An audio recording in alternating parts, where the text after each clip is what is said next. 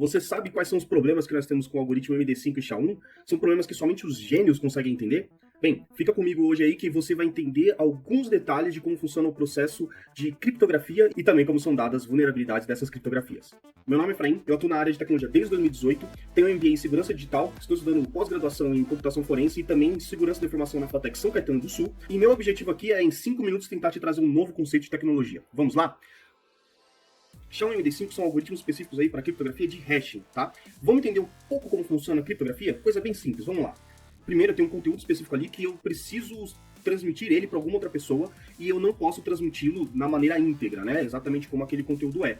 Para isso, eu aplico ali algumas ferramentas, né? Algumas engrenagens naquele conteúdo que somente nós profissionais de segurança sabemos como fazer. E a partir desse processo é gerado um arquivo criptografado, ou seja, um arquivo oculto, né? Onde os dados estão ocultos de uma certa maneira, estão embaralhados, de maneira que qualquer outra pessoa que não tenha chave criptográfica ou que não deva ler aquele conteúdo não tem acesso. Mas não é só para isso que serve, então vamos entender algumas funcionalidades aí do hashing. Tá? A gente tem ali a parte de resumo de conteúdo, então eu consigo pegar um conteúdo como, por exemplo, uma foto, um vídeo, um texto, um contrato, e fazer um resumo daquele conteúdo através de um processo de criptografia, que é o hashing, no caso. Eu posso fazer, a partir daí, a verificação desse conteúdo, para a partir do momento que eu receber um conteúdo criptografado e tiver ali acesso à chave pública, ou então ao hashing daquele arquivo, eu consigo verificar se aquele conteúdo ele é verídico, se ele está íntegro. E ao mesmo tempo eu consigo fazer a representação de um determinado conteúdo, em caso, por exemplo, de senhas que nós tivermos, né, dentro de um servidor, para eu não ficar fazendo tratamentos com a senha do usuário diretamente, eu utilizo o hashing para isso. Eu pego a senha, crio um hash daquela senha,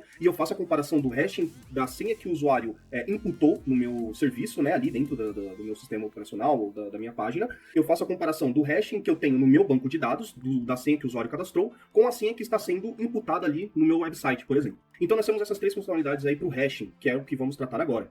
Só que temos alguns problemas, vamos ver quais. Para entendermos melhor os problemas que circundam aí os algoritmos SHA-1 e MD5, primeiro nós temos que entender um pouco do paradoxo do aniversário. O que esse paradoxo diz? Basicamente que, se nós tivermos uma sala, uma determinada sala, existe a probabilidade de ao menos duas pessoas na mesma sala ali fazerem aniversário exatamente no mesmo dia. E essa probabilidade, né, ela é feita ali, é utilizado um cálculo. Esse cálculo ele é utilizado para nós fazermos ali um cálculo de probabilidade de combinações, tá? Uma análise combinatória aí, nesse caso aqui é com repetição. Aliás, ou sem repetição. Acho que é sem repetição, não tenho certeza.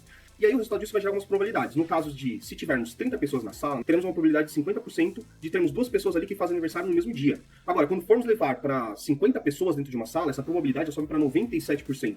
E quando temos 70 pessoas, a probabilidade de 99,9%. É uma probabilidade muito alta de termos duas pessoas com a mesma data de aniversário na mesma sala. E por que entender isso? Por quê? Nós estamos trabalhando com algoritmos, o SHA-1 e o MD5, que eles têm um limite de combinações a serem feitas ali, né, de permutas dentro do seu cálculo algorítmico, que vão gerar o output, que é o hashing. No caso do MD5, ele tem uma estrutura e uma forma de manipular os dados que proporciona aí uma quantidade de combinações limitadas. O que se faz? Isso faz com que aquele algoritmo tenha uma saída limitada de resultados. E aí a gente consegue ver que existem 2 elevado a 128 possibilidades. Só que isso também faz com que até apenas 23 entradas, por exemplo, 23 entradas diferentes, né, os inputs dentro do algoritmo, possam proporcionar aí uma probabilidade maior do que 50% de colisão entre os resultados. Ou seja, uma possibilidade de 1 a cada 365 de sair uma colisão dentro desse mesmo algoritmo com entradas diferentes, tá?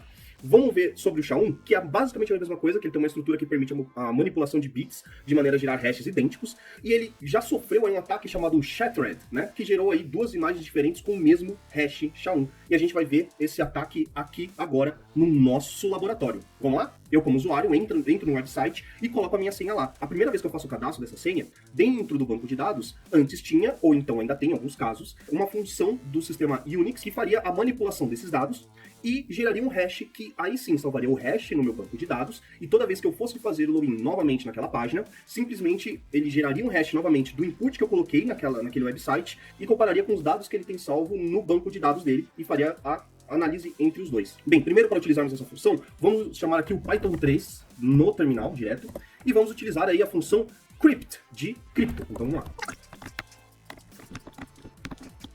Eu já tenho aqui uma string que representa uma senha que o usuário colocaria. Esse é o hash. Esse é o hash que foi gerado. Broken 0z4, lá. Agora vamos fazer a brincadeira de, se eu fosse um atacante, se eu fosse um hacker, eu tentaria quebrar essa senha do banco de dados.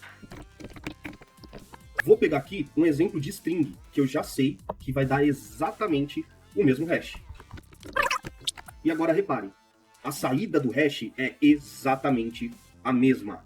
Então, suponhamos que essa aqui seja a senha que está salva no banco de dados, e o atacante colocou essa string aqui como uma possível senha, o hash seria o mesmo. Isso faria com que esse atacante consiga entrar dentro do banco de dados, porque a senha ali seria compatível aos olhos do banco de dados. Só que lembra que eu falei de um caso aí, que foi do ataque Shattered? Vamos ver como funciona isso? Eu tenho dois arquivos aqui numa pastinha, e eu vou colocar aqui para vocês verem. É o arquivo erase e o arquivo hello. Vocês conseguem ver aí no terminal que está à esquerda da tela, tá? Vamos ver o que cada um desses arquivos faz dentro do sistema operacional? Vamos começar pelo hello.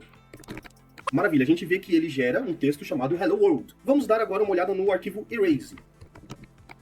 Maravilha, ele gerou um outro output aqui brincando, falando que ele é um programa malvado, né? This program is evil, falando que tá apagando o hard drive e só brincando, falando que nada foi apagado, né? Mas é uma brincadeirinha. Como vocês podem ver, os dois arquivos são diferentes, eles têm comportamentos diferentes, eles têm funcionalidades diferentes. Só que aí o que acontece? Se eu for checar o hash desses arquivos, lembrando, se eu vou fazer um download de um arquivo de um website, por exemplo, ou se eu tenho um arquivo que está rodando na minha máquina ali, um antivírus vai checar, ele vai checar pelo hash daquele arquivo. Se esse hash desse arquivo for baseado no SHA-1 MD5, ele pode ter essas vulnerabilidades. Vamos fazer agora o processo de checar qual que é o hash desses dois arquivos. Vamos lá? Vou fazer isso no terminal lá. Como você pode ver, o hash dos dois arquivos é exatamente o mesmo. E os dois arquivos são diferentes. Se eu fizer o download do arquivo e for checar o hash dele com base nesse algoritmo, eu tenho uma probabilidade de estar verificando o hash e estar enganando o meu sistema operacional caso ele procure se é um vírus, se é um arquivo malicioso. Foi fácil entender? O que você achou desse laboratório? Espero que você goste bastante dessa explicação. Se ficou alguma dúvida, pode entrar em contato comigo, tá aí o meu contato aí na tela, basta enviar um e-mail para lá, ou então deixar aí nos comentários. Não esqueça de curtir e compartilhar aí com seus amigos esse conteúdo para que mais pessoas entendam como funciona a tecnologia. Se inscreva no canal e TCP fim!